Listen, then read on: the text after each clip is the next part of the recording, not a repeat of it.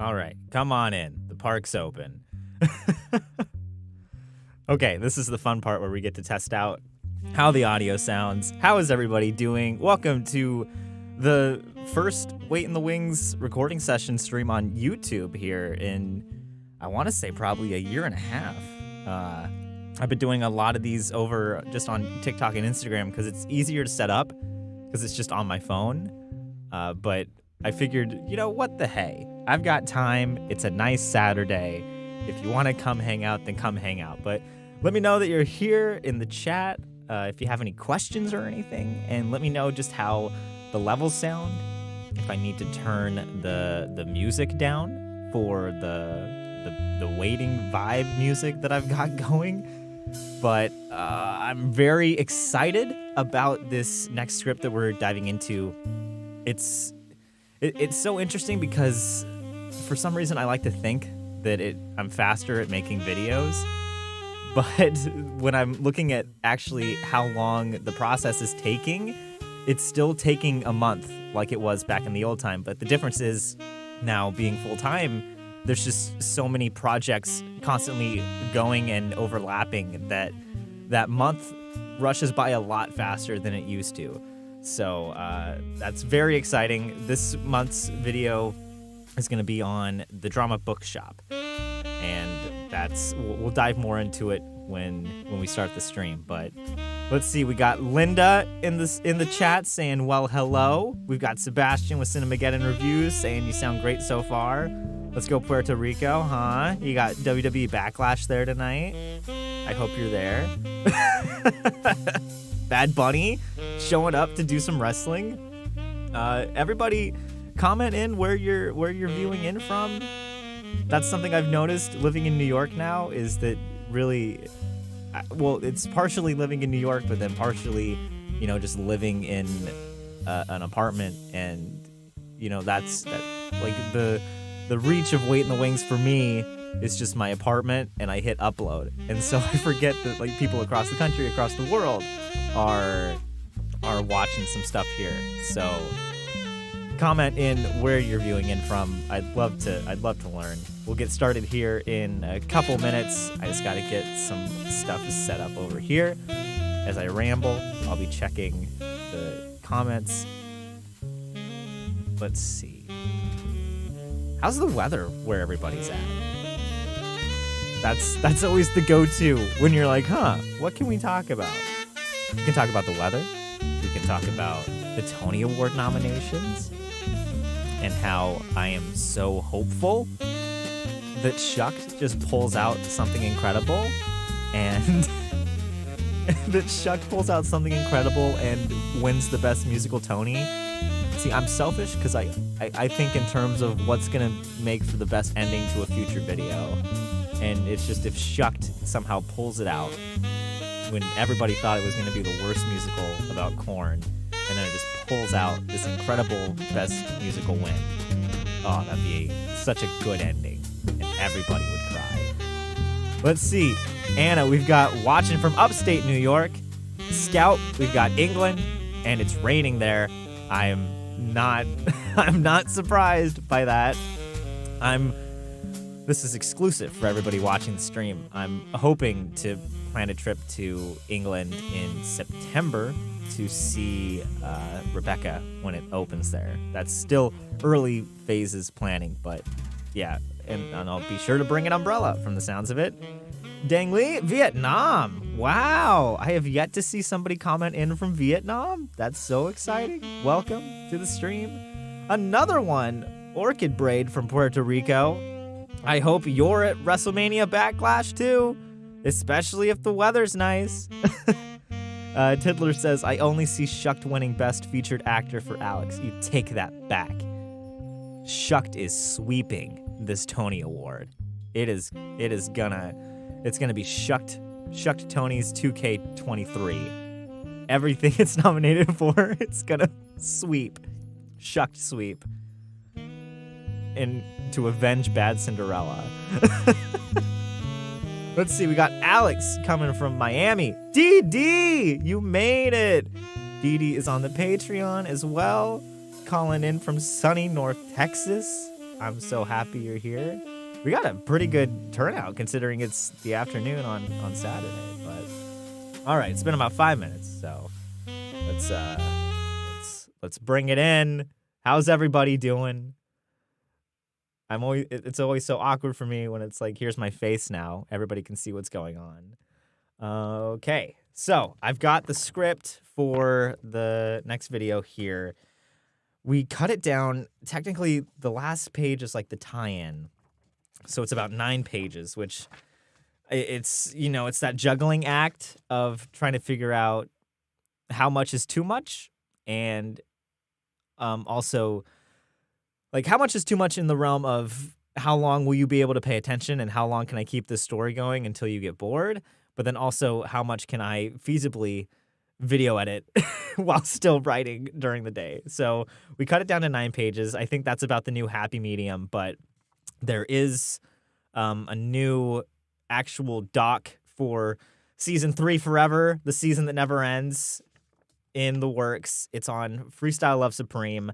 I got the intro written for that one yesterday, and that one, it's just this weird in-between time of, like, it's a doc, but also I kind of like having the shorter scripts. As funny as that sounds, that 20 minutes is shorter.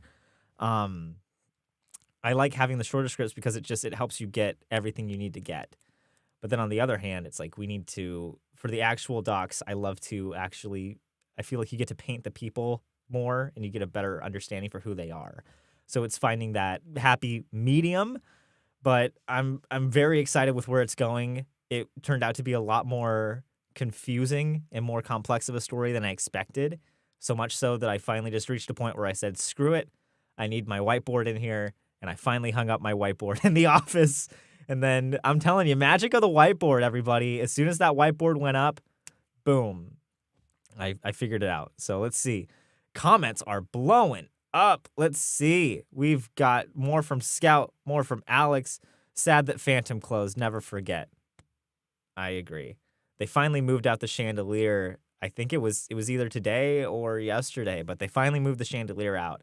And it's funny because when I was interviewing Alan Lampel, he's the head electrician for Phantom of the Opera, I know that was a very big concern of his, was figuring out how they're going to get this huge thing out, because it's been there since 1988, and they couldn't figure out if they needed to break it down or if they just move it out in one big piece. And Alan was convinced that it was just one big piece. He said it came in one piece, it's going to leave in one piece. So figure it out, get your rulers, is what he said.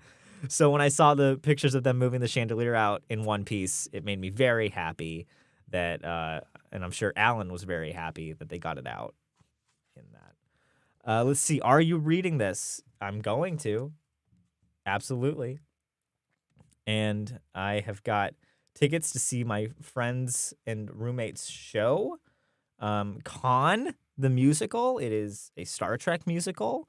I know nothing about Star Trek, but I'm very excited to go see it. It's at 7:00 tonight, and I might be there. I might not. Who knows? Please don't come and steal my skin. Okay. Test. Testing.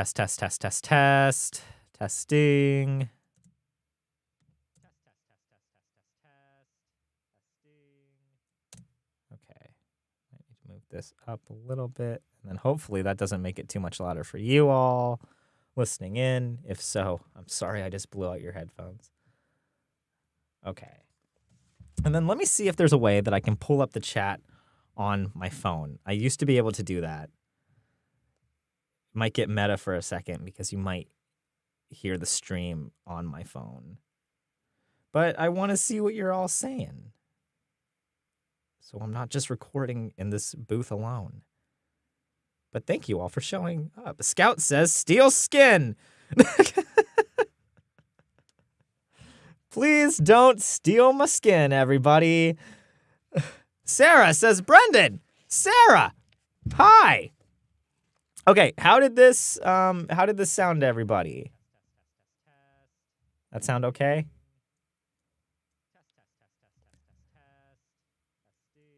I don't know why, but it just sounds, I got AirPods with like my mom gave me her Apple.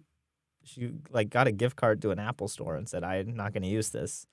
So she gave it to me and I was like, well, I guess I could try to be cool finally and get some AirPods. And for some reason, I don't know if it's because like my cat sits on my computer, so it overheated or something, but it sounds muffled in the AirPods, but then it sounds fine when I'm not on the AirPods, if that makes sense. So we'll see.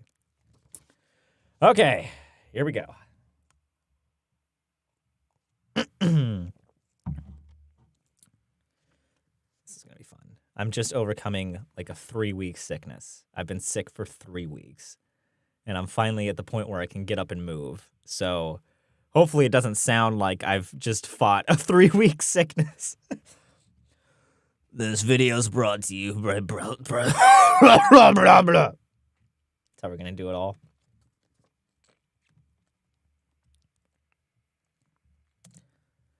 This video is sponsored by Bright Sellers. Legacy. What is a legacy? For Lin-Manuel Miranda, it boils down to one word. Hamilton clips. Within weeks of opening in 2016, the rap musical about the $10 founding father exploded out of the Broadway bubble and broke into the mainstream conversation. Lin-Manuel Miranda clips. I don't know what they're going to be, but I'll figure that out later.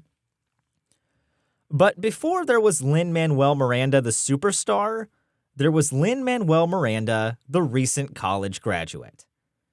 Every artist cuts their teeth somewhere, and for countless up-and-comers in New York City, that place was the Drama Bookshop. A rare breed of bookstore that specialized exclusively in all things performance, the Drama Bookshop came with its own legacy as a crucial New York resource. A secret hideout for theater lovers to lose themselves in rows of sheet music and plays. In 2018, the 100-year oasis faced extinction when an unpayable rent hike threatened to shutter the shop for good.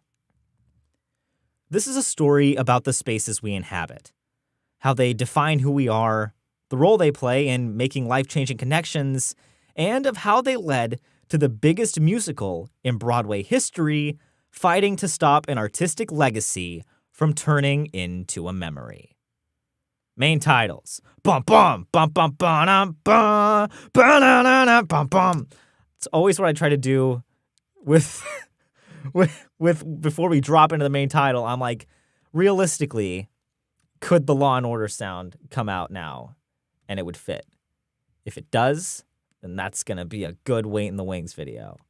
Bum bum.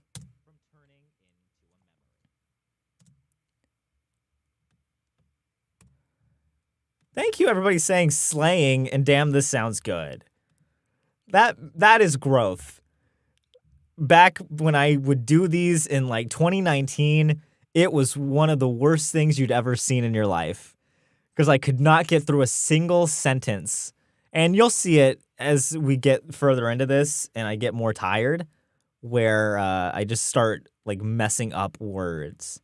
Hashtag consequences have actions. Am I right? Who's eating red caviar on a Saturday at 3:00 Eastern? Crazy. I used to work in a fish cannery and take a shot every time I mention that. But I remember the caviar section of this fish cannery, and it was really intense stuff. It was like you could only work in the caviar section if you were super smart. And everybody would just wear these lab coats and like goggles. And nobody knew what they did. They just went into this tent and you wouldn't see them for 15 hours. And then they would come out like crying. And it's like, what goes into the food we eat? A new documentary from Eating the Wings. We're going to be like game theory. We just branch out. Okay. For every final chapter, there's also a chapter 1. The Drama Bookshop story started with a bookshelf. 100 years ago, theater was held in a much different light than the billion. Remember when I said I psyched myself out? 100 years ago, theater was held in a much different light than the billion-dollar industry it is today. And then we go analytical sounds.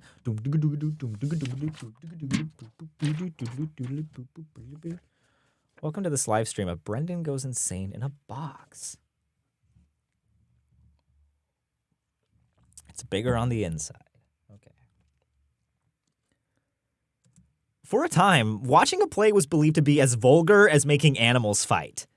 This stigma started to gradually change once the 1900s rolled around, resulting in the countless retellings of Shakespeare getting replaced by new American playwrights.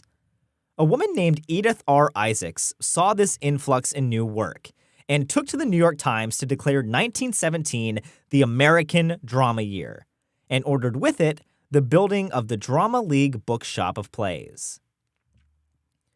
Isaacs was the chairperson of the Drama League, a club that basically distinguished which plays were acceptable for people to see.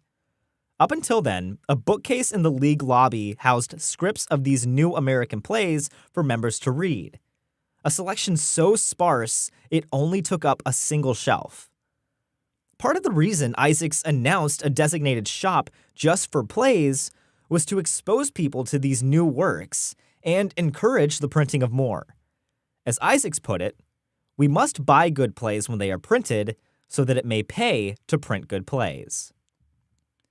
The shop popped up just prior to the sprouting of the New York theater scene, an eruption that led to an increased demand for all things performing arts. Come the 1930s, the store once dedicated solely to plays expanded its inventory into books on opera, vaudeville, and, most thrilling for modern consumers, books about the radio.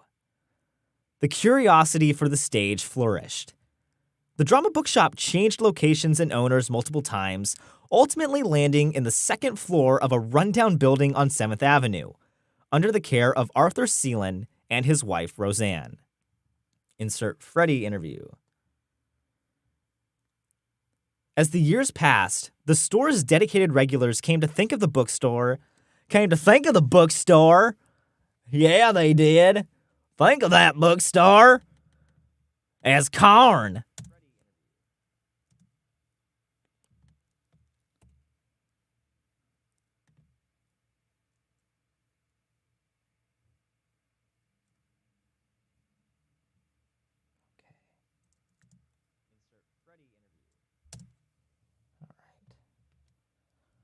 Brendan Goes Insane in a Box sounds like someone describing baseball commenters. I love sports.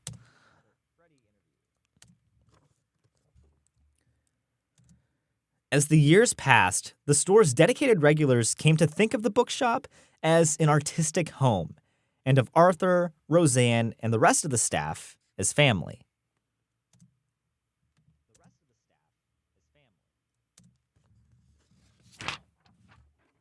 I was afraid it's going to come back and cut me.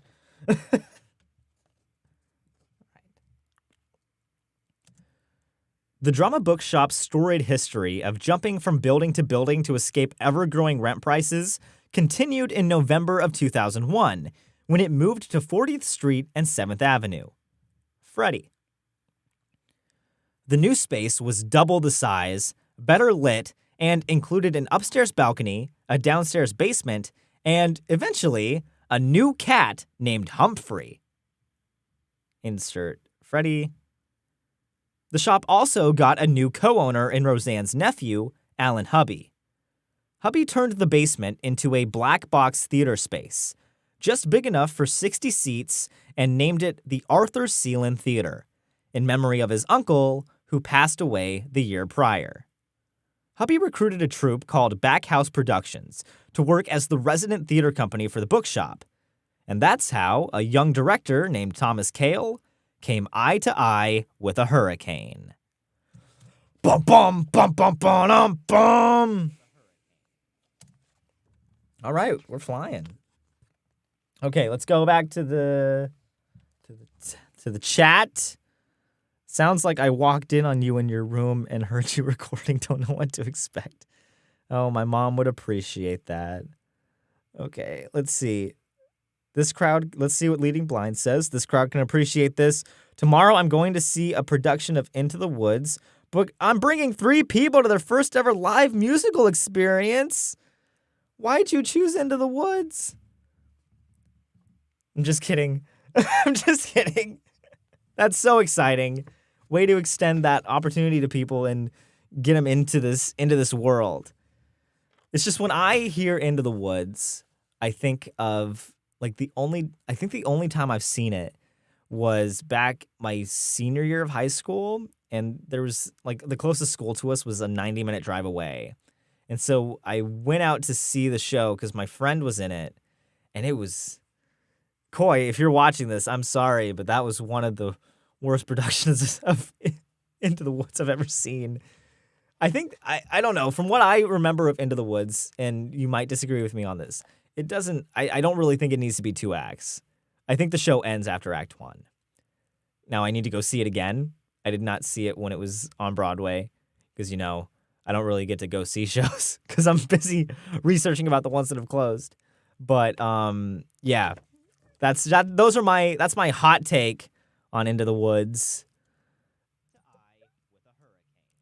I don't know. It just bored me. Scout says, so what does the Drama Bookshop do? I'm pretty sure I explain it later on in here. It's mainly just a big bookshop for all things theater. Really big about plays and stuff. They know Into the Woods very well. They've just never been to a live show. Jordan, my friend from college, Jordan Simmons, is this a sound studio? Kinda. It's it's a recording booth. It's Brent's, and it's in our living room. So, I really want to, if it stays in here, I really want to get some stickers that we can put on the outside to make it look like the TARDIS. Okay.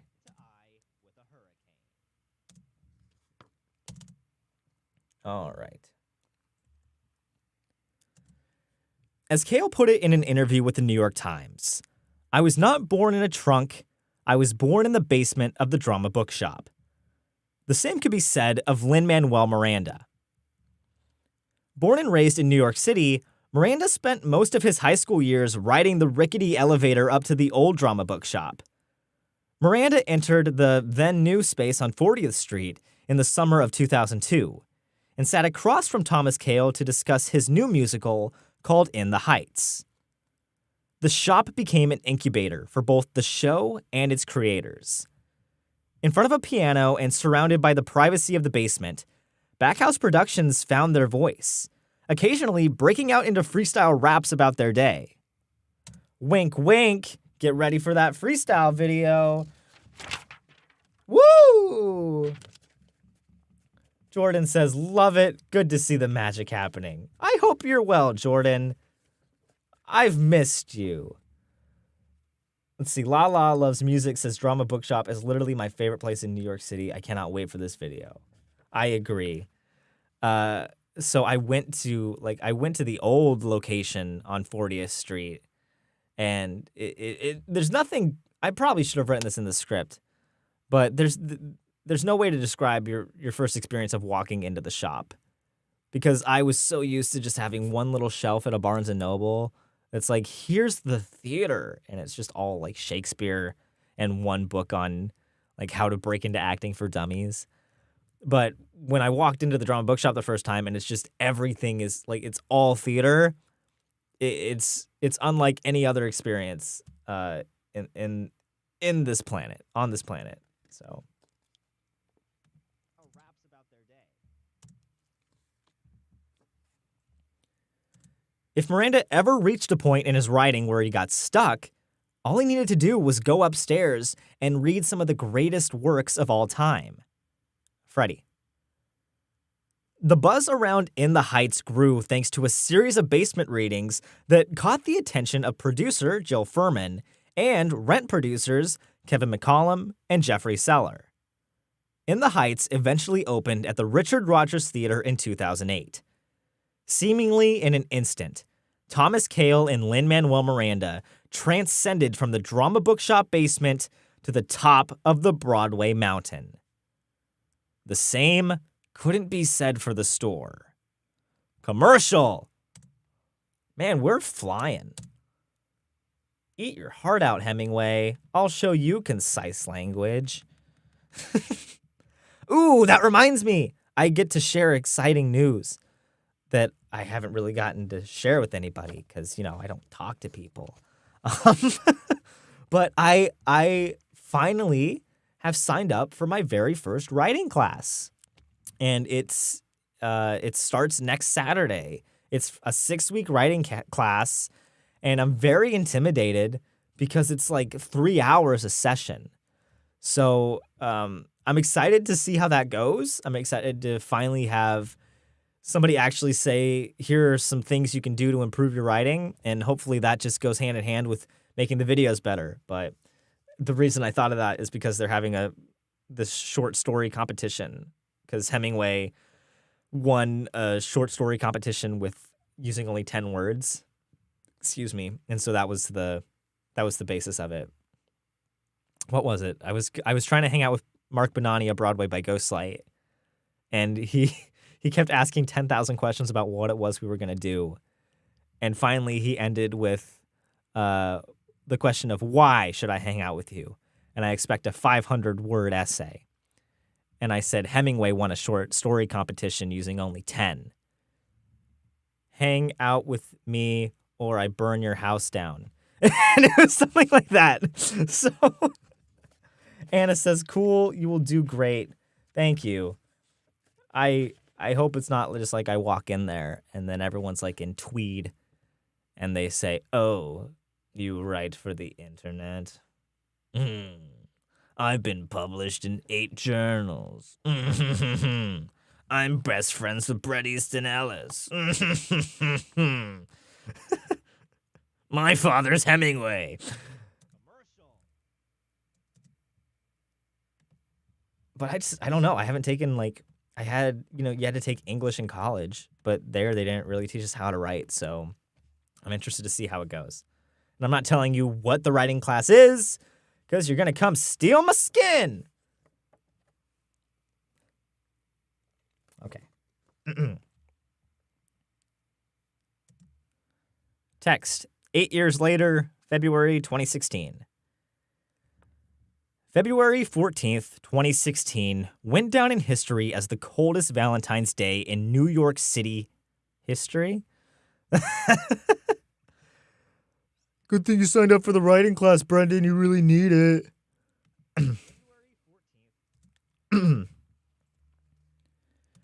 February 14th, 2016 went down as the coldest Valentine's Day in New York City history, with temperatures dropping to -1 degree Fahrenheit, -18 degrees Celsius. The next morning, manager Sean Verrier, I don't know how to say his name. -18 degrees Celsius. Okay, let's figure this out together. How do I pronounce? I think he has an interview. Let's see. I know if we go to, I'm just searching up how to say the name. Kayla's Corner Drama Bookshop. Okay. Here, I don't think it's episode 1. I think it's episode 2. Let's see. Welcome back to Kay's Corner. On part 2 of the Drama Bookshop episode, we will be doing an interview with Annie Chadwick, the creator of Up-to-Date Theatricals, Quotes and Coffee with Kay, and a special tour with Sean Verrier. Verrier! Thank you, Kay! The next morning, Sean Verrier. -18 degrees Celsius. The next morning, manager Sean Verrier walked up to the Drama Bookshop and saw the windows fogged over. When he walked inside, he found the floor covered in ice and looked up to see water dripping from the ceiling. The landlord's refusal to heat the building on weekends caused a pipe to freeze, burst, and send 20,000 gallons of water crashing down onto the bookshelves below, destroying roughly 20% of the shop's inventory. Lost in the fray were countless signed plays, rare first editions, and books no longer in print. As Verrier described it to the New York Times, the value was probably someone's college tuition. Hundreds of thousands of dollars of damage for which the landlord refused to pay, claiming it wasn't his fault. Verrier broke down in a flood of tears. Roseanne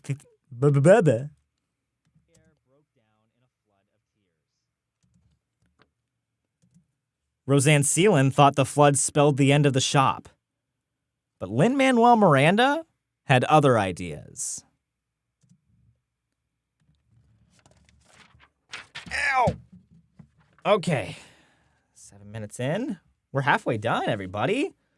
Let's see what we got out here in the chats.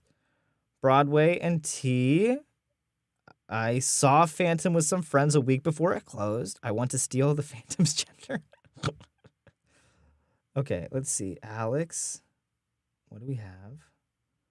Alex says, sorry, weirdly a stickler about that one, but happy the store's getting a piece. Let's see. What, Alex, tell me what I'm missing. Alex said 6.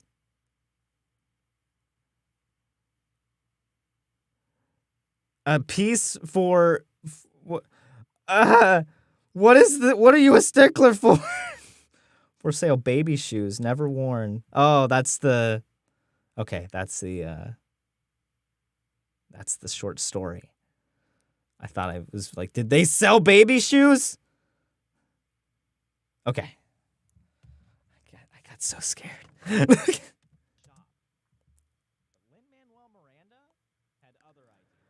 The Drama Bookshop and baby shoes.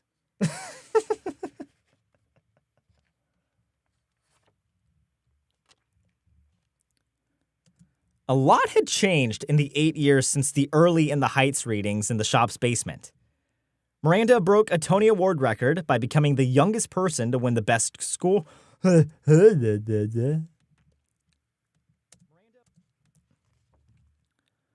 Miranda broke a Tony Award record by becoming the youngest person to win the Best Score Tony in 2008, and effectively flipped the theater world on its head with the 11-time Tony Award-winning rap musical Hamilton in 2015. The revolutionary musical was Broadway's hottest ticket, with prices soaring well into the thousands of dollars.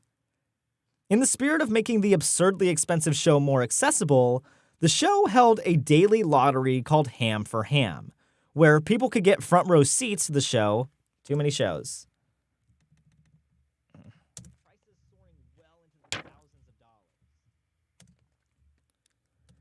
In the spirit of making the absurdly expensive musical more accessible, Hamilton held a daily lottery called Ham for Ham, where people could get front row seats to the show for just $10. Typically reserved for musical performances with celebrities like Alan Menken and Jimmy Fallon, Lin-Manuel Miranda posted a special digital Ham for Ham on February 20th, 2016, asking everyone to support the Drama Bookshop however they could. Lin Drama Bookshop. In addition to Miranda, countless other members of the Broadway community banded together in an attempt to save the shop through personal checks, GoFundMe campaigns, and even a benefit concert. Freddie. The bookshop lived to see another day, and even reported record sales. But the sudden flurry of orders didn't change the fact that the store was struggling before the pipe burst. The main advantage the Drama Bookshop held over competitors was a knowledgeable staff, who recommended plays in a way an algorithm never could. An advantage that turned against them when people would get the expert advice just to leave the store and buy the plays online. By 2018, online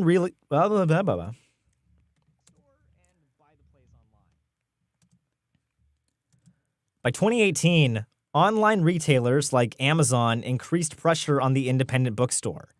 Not to mention the challenge of rising rent prices of neighboring shops in the Times Square area. In a Playbill article, Alan Hubby even joked that the only reason they were still open was because the store's 20-year lease hadn't come up for renewal yet. But 2 years after that interview, the lease came up for renewal. No, that doesn't make sense. You can't say renewal twice.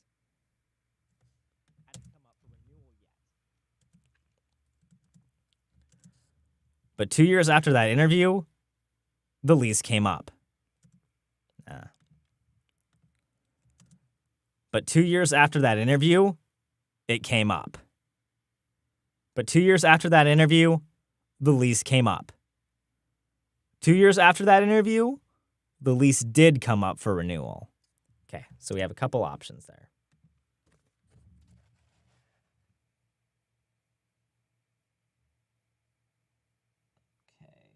I won't lie. I would go see Lin-Manuel Miranda's Baby Shoes, says Liam. The Strand's still king for me. I feel like I should have added in. Well, I can add in some footage later on, because I think that's the best way to describe how the one on 40th Street, the bookshop on 40th Street was it was very much more like the Strand, as opposed to the one now, which we'll dive into later on. What do you think so far? Is it an engaging story? Do you hate it? Should I delete everything? Delete the channel? Let me know. 2 years after that interview, the lease did come up for renewal. Liam, oh, that water damage hurts my heart to hear about. I know. 20,000 gallons. 20,000 gallons.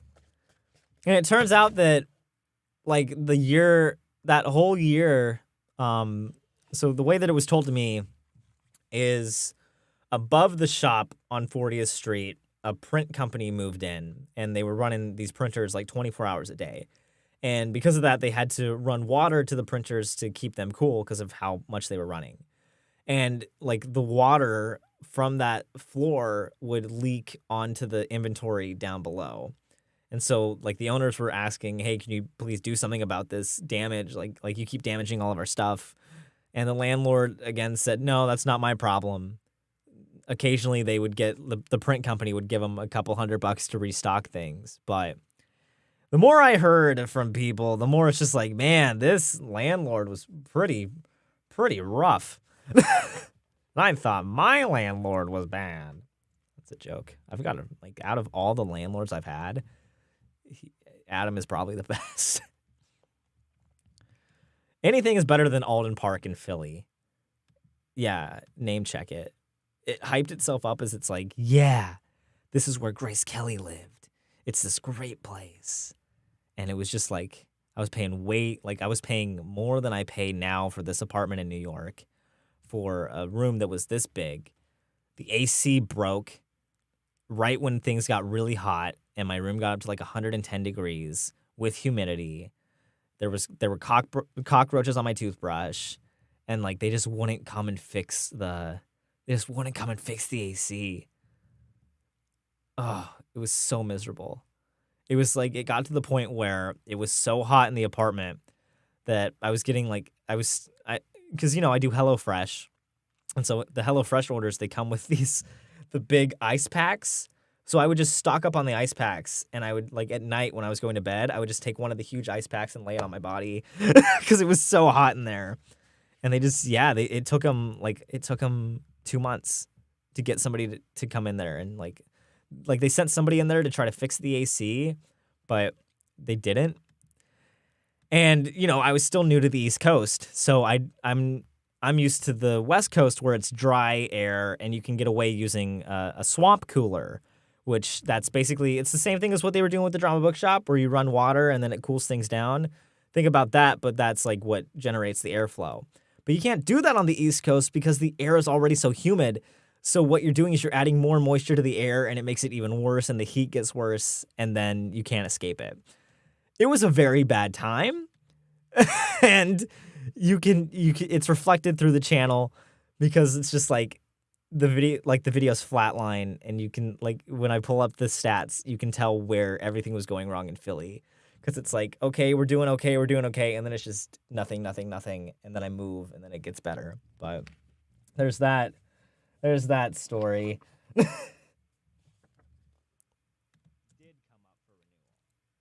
And don't even get me started on the flooding in the basement. I wonder if I still have the video where like it was like tornado day, and it was raining so much that I went downstairs to the laundry, and it was like I opened up a door and it was like the Titanic, where it was just like all this water flooding in, and then they're just like, no, it's fine, it's okay. And I'm like, what do you mean it's okay? It's flooding the laundry room. It's flooding the laundry room with your open wires. Less rambling, more recording. This is my stream. Thank you very much. Eat your caviar. This is where I come to chat with you. Appreciate it. 2 years after that interview, the lease did come up for renewal. Boo. That's what I say to that comment. Boo. 2 years after that interview, the lease did come up for renewal. What's another story I can tell you now to ramble even more? Let me tell you about the time that I thought I was going to get mugged, but then it turned into one of the funniest moments of New York for me. So, you know, like random people come up to you and they talk to you. Like they just say random things in this city. You can never expect what you're going to see. Like yesterday on the subway, I just looked outside and there was a dude just in an Elmo mask. Like nothing else, but just an Elmo mask. And he just walked up by the side of the train and he started waving. And so that's a side note. But I was walking away from the Drama Bookshop. I was walking to 42nd Street to catch the train. And this dude just comes up in my face. He's like a pretty, like, you know, not big dude, but like could definitely take me in a fight. And he just comes up to me in the face and he goes, "Hey, you got any peanut butter?"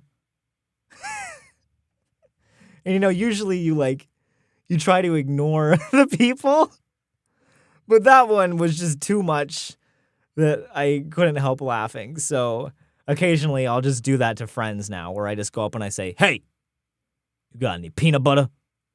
And it was just all the things that you could have asked. All right, there's the ramble. More coming soon.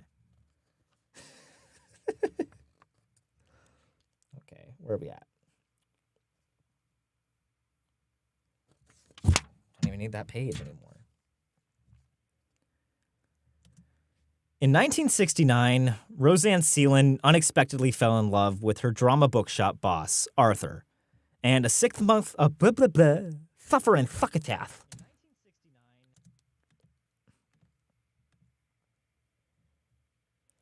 Dee Dee, you like crunchy or creamy? I don't know what this city's obsession is with peanut butter, because now that I think about it, there was another time, another ramble.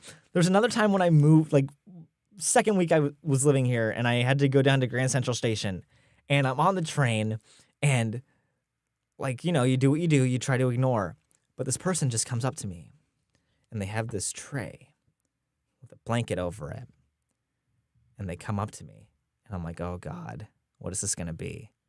And I'm like reading a book, and I'm trying not to see what it is, and this lady pulls the thing back, and it's just lines of peanut butter and jelly sandwiches. And she stood there for like 5 minutes, just with this tray in my face. And I mean, I was pretty hungry, and I almost thought about taking them, but they were not good looking peanut butter and jelly sandwiches. They were like, you could see her like fingerprints like in the bread, like where she pushed down on it. Finally, I just said no, but then she just worked the whole train of like all the things. So that's a tourist tip. If you come to New York City, make sure you always have peanut butter on you.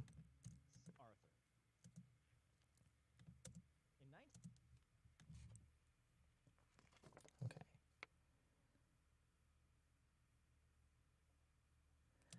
In 1969, Roseanne Seelan unexpectedly fell in love with her Drama Bookshop boss, Arthur, and a 6-month job turned into a 31-year marriage. Through those years, she saw it all. The good, celebrity sightings, talkbacks, enthusiastic pets for Chester. Wait a second.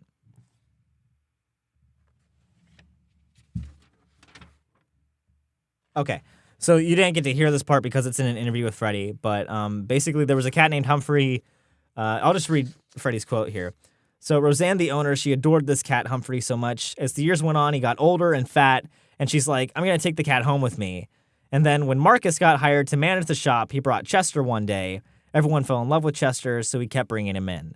And we went from a lazy fat cat to a lazy dog that would just lay on the counter. So there's some context for Chester. Which, rest in peace, King. Chester just died like last week. And the Drama Bookshop honored him by putting out 2 plays. They put out, Dog Sees God and Curious Incident of the Dog in Nighttime, just for Chester. Through those years, she saw it all.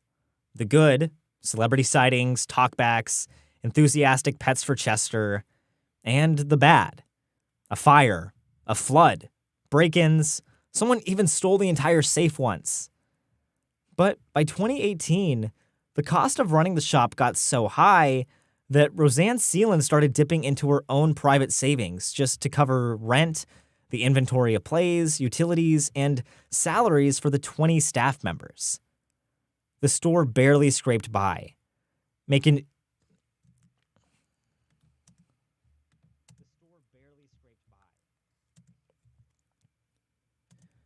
it even worse when the landlord announced a rent hike of over 50% to $30,000 a month. It became clear that there was no way Roseanne Seelan could afford to keep the Tony Award-winning bookshop going. Freddie. Again, the theater community rallied together to save the store. More GoFundMes, more online support. Lin-Manuel Miranda even signed all the Hamilton-related merchandise in the store, but it still wasn't enough. Later that month, the Drama Bookshop announced they would close their doors.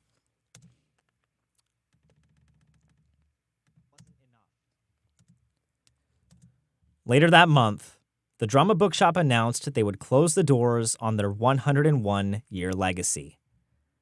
Desperate to keep the shop open, Lin-Manuel Miranda and Thomas Kail tried negotiating with the landlord to extend the lease for another 6 months. Next 6 months, please. That's how they negotiated.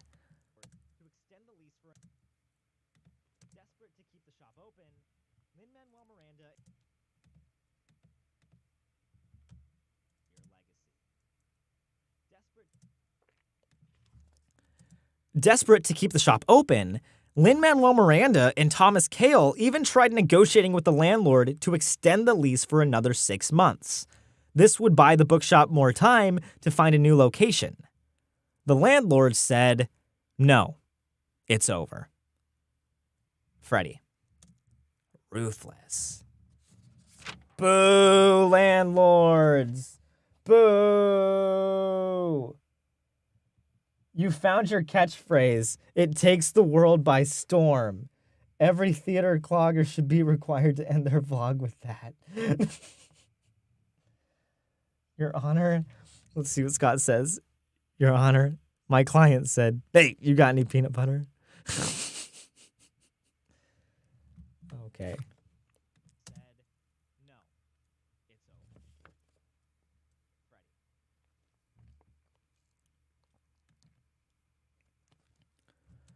For the first time since 1917, the New York theater community had to consider the possibility of a world without the Drama Bookshop, a possibility that was incomprehensible for Thomas Kail and Lin-Manuel Miranda. The shop was one of the first places the two felt heard and encouraged. The Drama Bookshop helped launch their careers. The shop saved them. Now, it was their turn to save the shop. Commercial. Bum bum.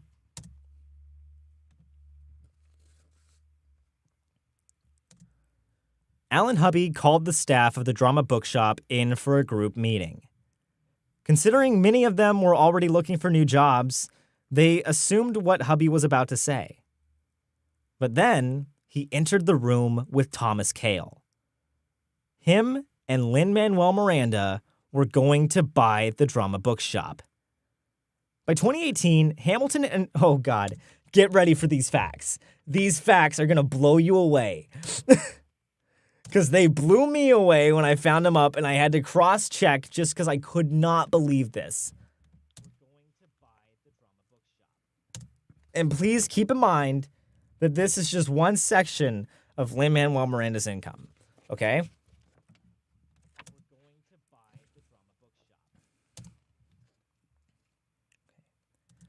By 2018, Hamilton had earned a total revenue of $365 million, roughly $1.5 million a week, according to The Hollywood Reporter. From that, Miranda received a 7% royalty cut, about $150,000 a week, and Kail received a 2% royalty cut, about $30,000 a week. Isn't that nuts?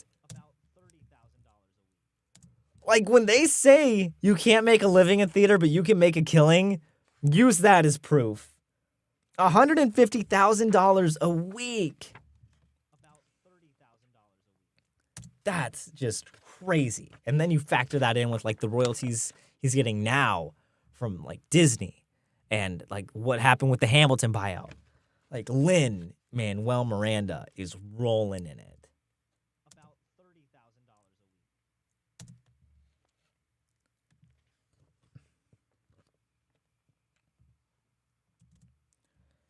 Suffice to say, Hamilton turned the two into bona fide multi-millionaires.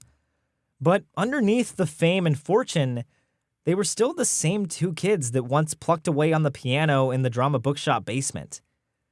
The two couldn't bear the thought of losing the store because it meant losing the next generation of great artists. Kail explained the plan to save the Drama Bookshop to the staff. He and Miranda tapped into their high-profile Hamilton connections, first to producer Jeffrey Seller, and then to James L. Niederlander, the owner of 9 Broadway theaters, including the one that housed Hamilton. And then we get to do like the Ocean's 11 heist music. Dum dum dum dum dum dum dum. Let's see what everybody's saying here. Liam, I would be paying off so many GoFundMes.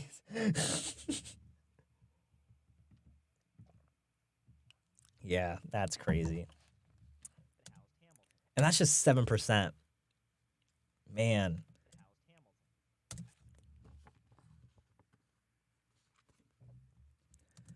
Considering he was the second largest landlord on Broadway, Niederlander was no stranger to the New York real estate game. Do that one again.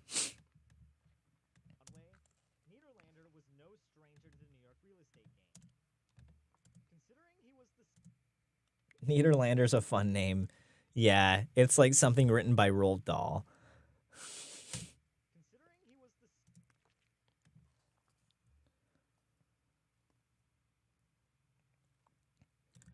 Considering he was the second largest landlord on Broadway, Niederlander was no stranger to the New York real estate game and knew how to negotiate a reasonable lease.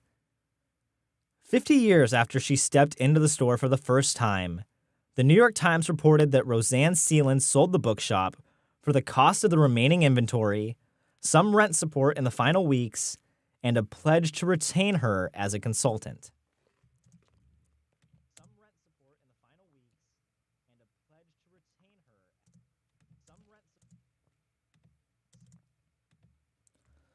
Some rent support in the show. It's not a show, it's a shop.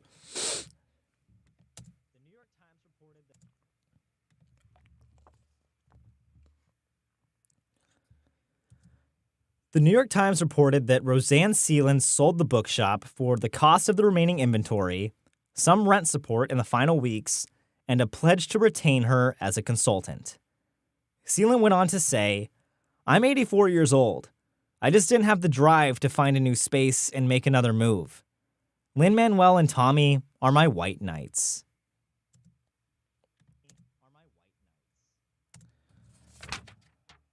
Sounds like a happy ending, right? Just wait. Magical Marcy says, how's the BCEFA event going? So this will be fun. I can give you a little rundown of what's been going on. So we did the 5K.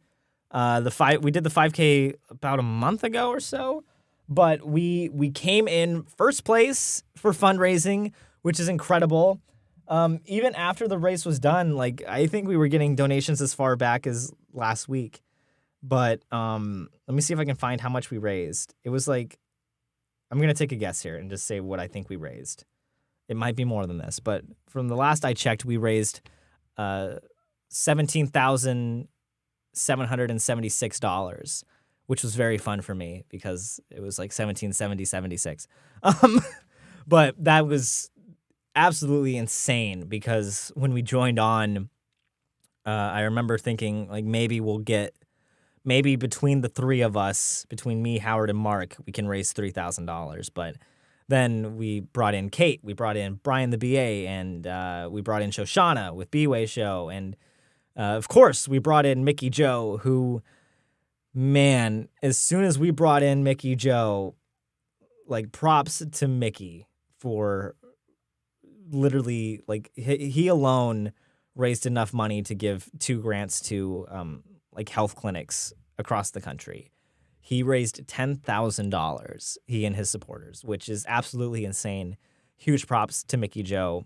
Over here on Wait in the Wings, we didn't do too shabby either. We raised a little bit more than $4,000, almost 5, I believe.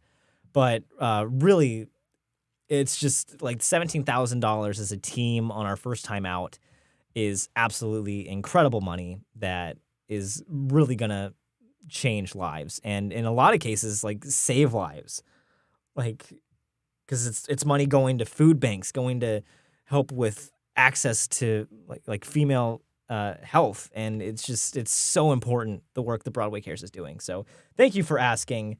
We did an incredible amount for them. I can't wait to do it next year and hopefully raise even more. But thanks to everybody who donated, and thanks to everybody on the team of the Theater Tuber team who came together off of me randomly saying, hey, do you want to come do this 5K and help raise money for a good cause?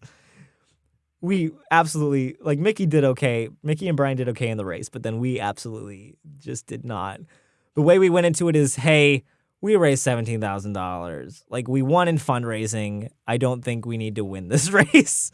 So we just walked around. We walked it. I almost came in dead last at 1 hour and 6 minutes for this 3-mile race. But yeah. It's like I signed up for the 5K and I stopped going to the gym. Lin-Manuel and Tommy are my white knights. Okay. The plan of finding a new space sounded pretty straightforward on paper. Putting it into practice was another story. Even with the help of the New York City mayor's office, finding real estate near Times Square proved difficult. Miranda and Kale walked through numerous different options, the most promising being a spot right on 42nd Street. But those plans ultimately fell through after complications arose. 6 months after Kale announced the rescue of the Drama Bookshop and no new location lined up, the staff went into their last shift on January 5th.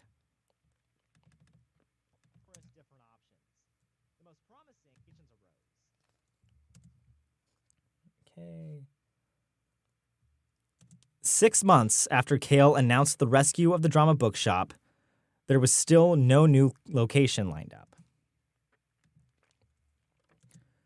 6 months after Kale announced the rescue of the Drama Bookshop, there was still no new location. Man, no new location. 6 months after Kale announced the rescue of the Drama Bookshop, there was still no new location lined up, and the staff went into their final shift on January 20th, 2019. Many of the shop's devoted faithful wrote memories on slips of paper and taped them to the empty bookshelves, while a packed house in the basement listened to playwrights Annie Baker and Amy Herzog discuss their artistic journeys. As the discussion wound down, Alan Hubby emerged from the shadows one last time and told the crowd, "Thank you very much for attending the last event at the Drama Bookshop." Freddie. After 10 months of radio silence, the news broke that Lin-Manuel Miranda and Thomas Kail finally found a new home for the Drama Bookshop 1 street over from the old spot. The team wasted no time getting to work, enthusiastically creating a reimagined space designed for patrons to sit down and stay a while. The 40th Street location felt like a classic independent bookshop, much like the Strand, with a smell that one Twitter user described as old bookstore meets elementary school with a splash of top ramen. The vibe of the new shop differed from this greatly. Instead of reaching out to traditional interior designers to map out the shop, they decided to go a more theatrical route with Hamilton set designer David Corrins. In their first meeting, Corrins said it's one thing to save a shop, but we should also find a way to add something spectacular. The answer? Thanks to whoever in the chat recommended the Strand, because I think that is going to be a nice addition. An important context. To add something spectacular. The answer? A giant bookworm that weaved throughout the entire shop. Thomas Kail didn't want the massive structure to just be a 3,500-pound and 140-foot-long decoration, though. The bookworm is a timeline of theater history, starting with the ancient Greeks and spiraling all the way up to 2020 using 2,400 books. For the new space, Jeffrey Seller gave designer David Corrins an article on early 20th century European cafes and reading rooms. The team wanted to make a warm, inviting space where people could sit down on one of George Washington's chairs from Hamilton.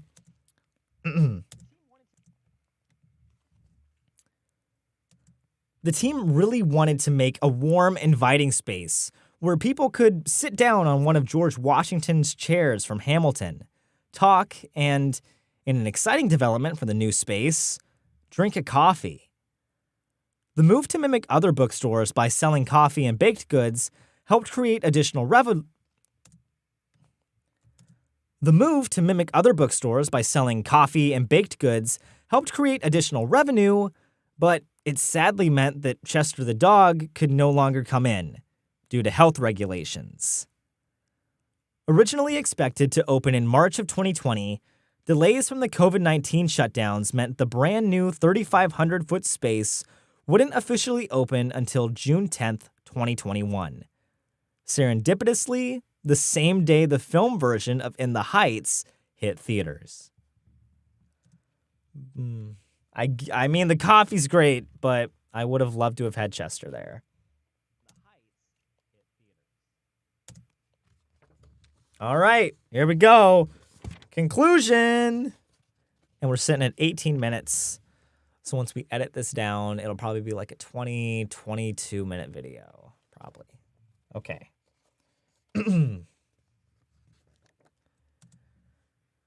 To compare the new Drama Bookshop to the one on 40th Street is like trying to compare the one on 40th Street to the version on the second floor of 7th Avenue. They're completely different spaces that each catered to different generations. The visual aesthetics of the shops may differ, but the new store still does the same thing the first one did in 1917. It sparks curiosity and love for the theater. Where else can a total stranger convince someone to buy scripts for a one-woman show nobody's heard of and a play that won a Pulitzer? It's more than just a bookstore. The Drama Bookshop is the 38-year-old actress desperately trying to memorize 2 monologues for an upcoming callback. It's the 15-year-old high school students wandering in with wide eyes on a class trip. It's the 50-year-old couple on their first Broadway getaway. It's the 27-year-old YouTuber staring at his screen for 30 minutes.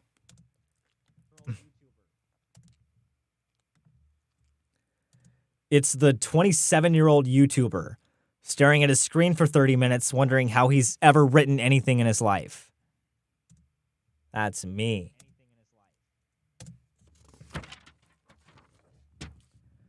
Millions of lives have passed through these doors. Millions of journeys and millions of stories. This is just one of them.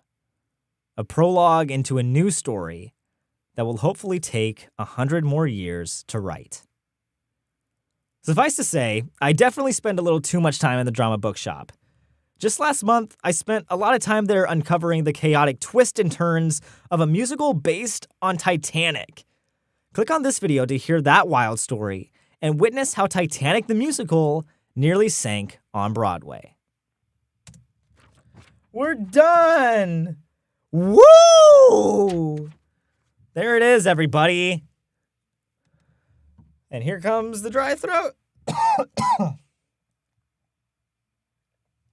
All right, what do you think? What are your thoughts on this one? How you feeling? Let me come back here. And now I can pull up the live stream. I'm going to actually watch this. Ooh! Let's just talk for a little bit, everybody. What do you think of the story? This one has gone through a lot. This was a very only 2017, but his face is younger. Only 27, but his face is younger. That's so funny. Yeah, I'm not gonna lie, this was a very difficult one to write.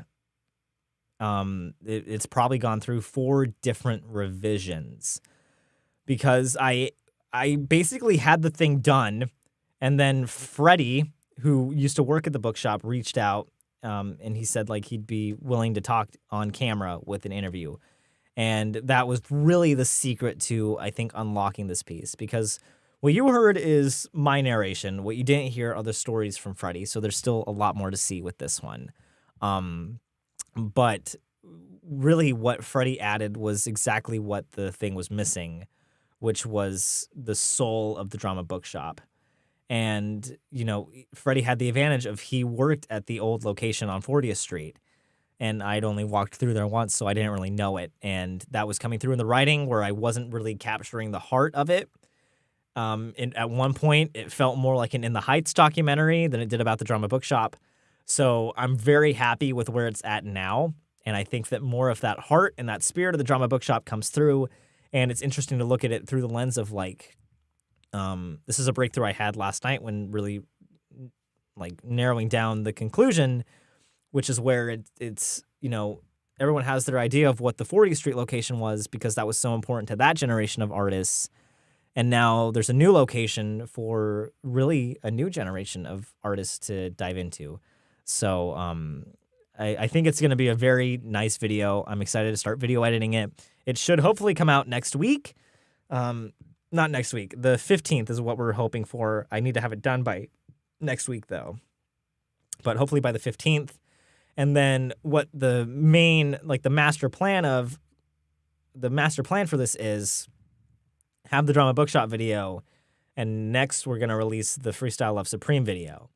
So really, like with the Freestyle Love Supreme video, you don't need to know that much about the Drama Bookshop, but the more that you do know, the more it's going to increase your understanding of Freestyle Love Supreme. So I'm trying this new thing where like the first video of the month is supplemental to a bigger video later on. We did it with the 10 set pieces video and then going into the chandelier, which I think just really helped add some context and stuff. Let's see. Scout says you should do more live streams. So I have actually been doing live streams on different platforms for probably the past like 3 months now. But this is my first time doing it back on YouTube for this year. So if you want to, follow me on Instagram at Wait Wings. That's where I do a lot of the readings. There are still some up there. And then also on TikTok at WITW Official, I'm pretty sure is what my TikTok is. But everybody, follow me on TikTok, please, before it gets taken away. I'm at 5,000 followers, and I post more of, that's where you can hear more. Instagram and TikTok is also where you can hear more of my takes on modern theater and current events. That's more of my commentary channel. But of course, the best way to get behind the scenes access like this, I do like video hangout sessions, live video hangout sessions with people on the Patreon, which is patreon.com/waitinthewings. And that's my escape. And that's one of the most exciting parts of my month is when I get to jump in on these video calls and we talk about everything from like Pokemon, Doctor Who, and then of course all of the theater stuff too. It's really what I'm trying to do with the Patreon is I want it to be that place where you can hang out with people who speak your language because, you know, this interest that we have, this niche interest of theater, you can't really talk to a lot of people about it. Like I would bring up Phantom of the Opera at dinner sometimes with my family, and then they'd say, "That's great. Did you see the Patriots game?" It just didn't really work that well. So if you want to come on, head over there. I say this a lot of the times to the people over there. Like if you join the Patreon and you start coming to the video hangouts, chances are we're going to become best friends because we have already met up so many times. And I think that the majority of people I hang out with in New York City are people who are on the Patreon. So, because then I can figure out that you're not crazy and that you're not going to steal my skin. So, come on over there. That's where this replay is going to show, is exclusively on the Patreon. But I'll head back over to the comments really quick. Let's see. I said yay if you didn't see it. Thank you. Liam says this sounds like an amazing time, actually. Yeah, we play a game where it's basically like it's Tony Ticket Toodles, which is like you give one show the Tony, you buy a ticket to see another one, and then you tell another one to hit the road. What else? My personal favorite, we don't play it that much because it always gets very out of hand, but it's basically like it's basically like date, marry. What is it? It's like screw, marry, kill. This is how I'll say it for this one. But that one is just, it's basically smash or pass with Broadway characters. And you really learn a lot about people with that one, especially when Rum Tum Tugger was a choice. That was a great one. I would smash Rum Tum Tugger. Use that as a sound bit. But that's basically what you're missing out on if you're not over on the Patreon. So, and I try to keep it affordable for it. But you also get to, like, that's all on our Discord. That's all on the Wait in the Wings Discord.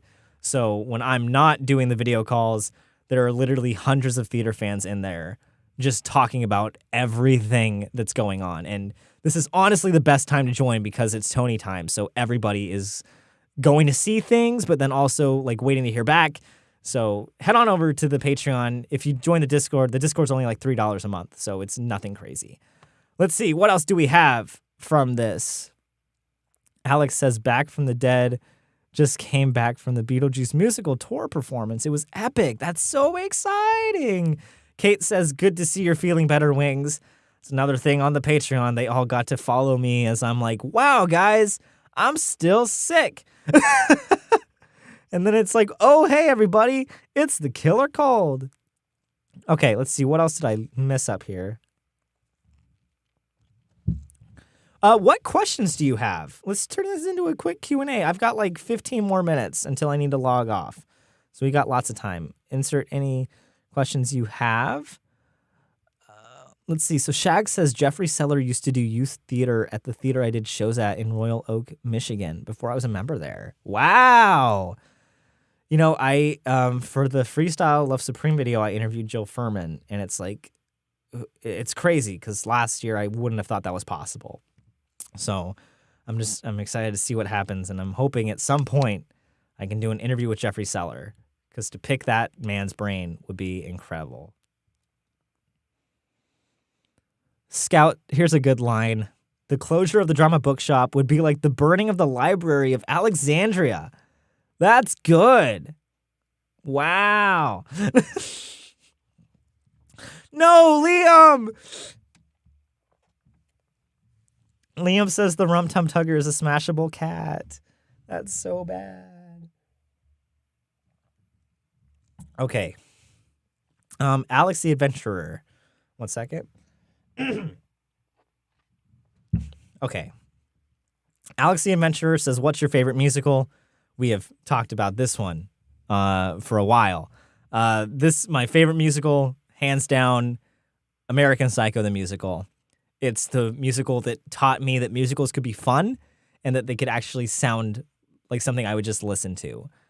I wish I could go up and get it, but after the American Psycho video went up, the producer for it sent me one of the old, like for the Kickstarter, they gave these flash drives. They were the white business card, but they were flash drives.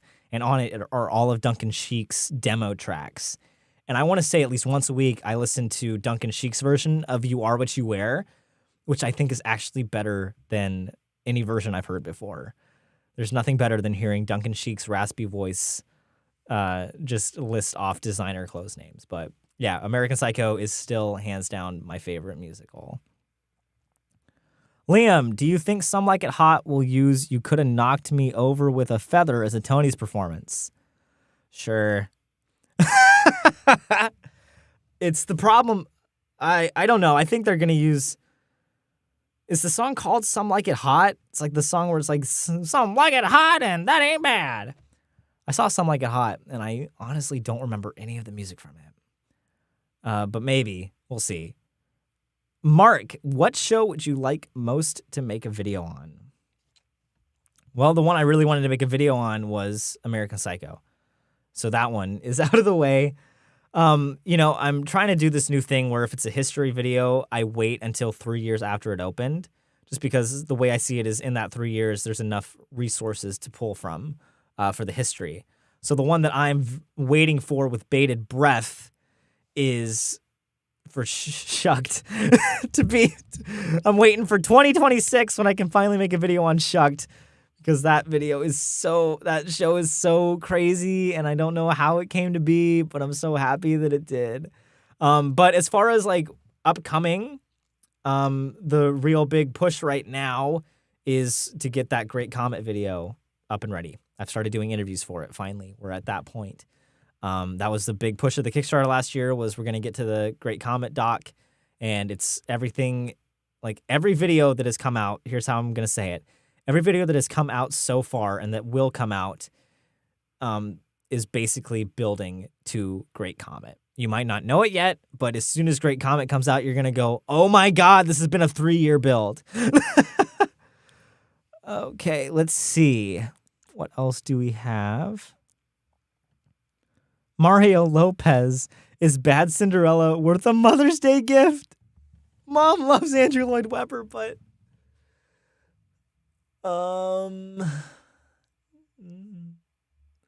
Is it worth a Mother's Day gift?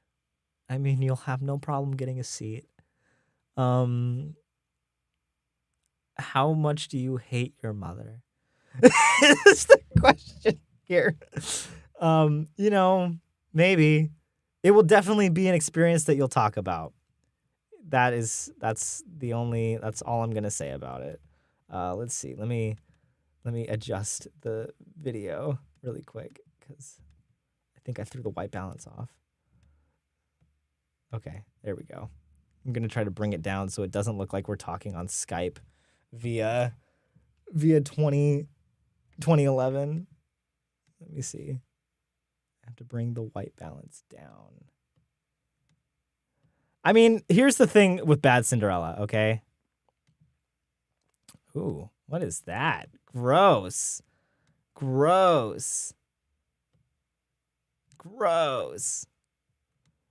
This is bad. There we go. We're just going to do that, and that'll be fine for now.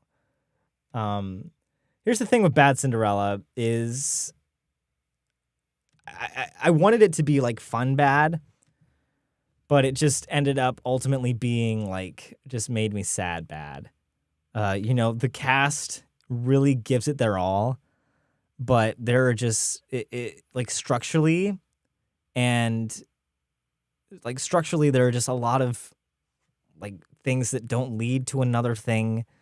And it's the question, it makes me leave with the question of, why did we need this? And why are they trying to make changes to the Cinderella story, which already has worked, if that makes sense. I don't know. I mean, I think it's like Mickey, Joe, and me said in the video. I think it's definitely worth going to see just so you can be part of the conversation. But, yeah, here we go. Liam says, oops, lights fixed. Never mind. Yeah, this is crazy. This is the best. I usually have like my camera set up, but I figured, let me see. It's 2023. It's a camera. Oh, we can try it. We're just going to use, it's also getting very hot in here too, which I don't think is helping. Welcome to Brendan Troubleshoots. Okay, what else do we have? Okay, I'll go for it. I'm writing a musical with my best friend. What's your number one tip for writing a great musical? Don't be afraid to make cuts, and really murder your children, and don't be afraid to say this isn't working. We need to reassess, because that has been the number one problem a lot of the times with the shows that are opening now too, is there's just so much stuff in there that doesn't need to be in there and that takes things away. So really don't be afraid to be critical. It's something that my acting professor back in college used to say, like you've got your performer eye of how you're performing it, but then you need to be able to transcend your performance and look at things with a directorial eye and unapologetically say, this isn't working. Here's what you need to do to fix it. That's just my advice. That was my advice as a director too. Okay, let's see. Mark, do you think there's any hope of Rebecca trying again in the States, even if it isn't Broadway? That's an interesting one. That is certainly one that came up when I saw it in Vienna. Like part of me thinks that the name is too burned to try again in the States just because of the whole scandal surrounding it. But then on another point, it's like, I don't know. I think that's good press, and that's a good way to get a story back. I mean, it'll be interesting to see what happens in England with that try there, because I know what they're doing there is it's sounding like it's basically just going to be a glorified stage reading, but that is with the potential of hopefully getting it, taking it to the West End. So if it does well at Charing Cross, then they're going to bring it to the West End. And who knows, if it comes to the West End and it's very successful there, then it's a lot easier to transfer it over to Broadway. Needless to say, it's going to be a very interesting couple of years regarding Rebecca, and it's kind of crazy now that's happening. Okay. Liam says, this is excellent advice. Thank you. Oh, that's great. The last unicorn, so cuts in the right places are essential. Yeah, that's really it. I have to do that with the scripts here too. Like this Drama Bookshop script was about 13 pages and we cut it down to 9 just because there are some things where it's like, don't think we really need that. Okay. All right. We got time for one more question and then I got to log off because it's hot in here. The fan's not going and I'm sweating bullets. Broadway by Ghostlight, Palais Garnier. Mark Bonanni, the best YouTuber for Schmigadoon content out there. Follow his page. He needs all the help he can get because he's coming over to play Guitar Hero with me on the 9th, and he's going to be very embarrassed. So, because I have refined my skills at Guitar Hero. When I was sick, I played through the entire game. It took me, let's put this into perspective, okay? I'm going to open up the door. And maybe that'll fix the lighting, too. It probably won't. It looks like I'm going to the good place. I need air. Just so you know, I'm still streaming, but it's just... But yeah, I basically, it took me, like in high school, it took me 6 months to beat Guitar Hero 3. And I'm just saying, I beat it in a day now. So get ready, Broadway by Ghostlight. Okay, here we go. Last question. Orchid Braid. Oh my God, that cool air feels incredible. Are there any IPs you'd love to see adapted to theater? Austin Powers, the musical. Where is it? They were planning on doing it. Casey Nicholaw was attached to direct it. What happened to Austin Powers, the musical? That is the best way to get a spy musical on stage. And Austin Powers himself, like that whole IP, just screams to be a musical. That is what I want. That is my IP. And that is it for the stream. Thank you, everybody, so much for being here. It's been a great turnout. Thanks for spending your Saturday with me. If you want to hang out with me one-on-one and get more behind-the-scenes stuff while also supporting the channel, please head over to patreon.com/WITW. Everybody who joins today, I will send a personal thank you message to. So head on over there. Thanks again, and we'll see you later, everybody. We'll see you later.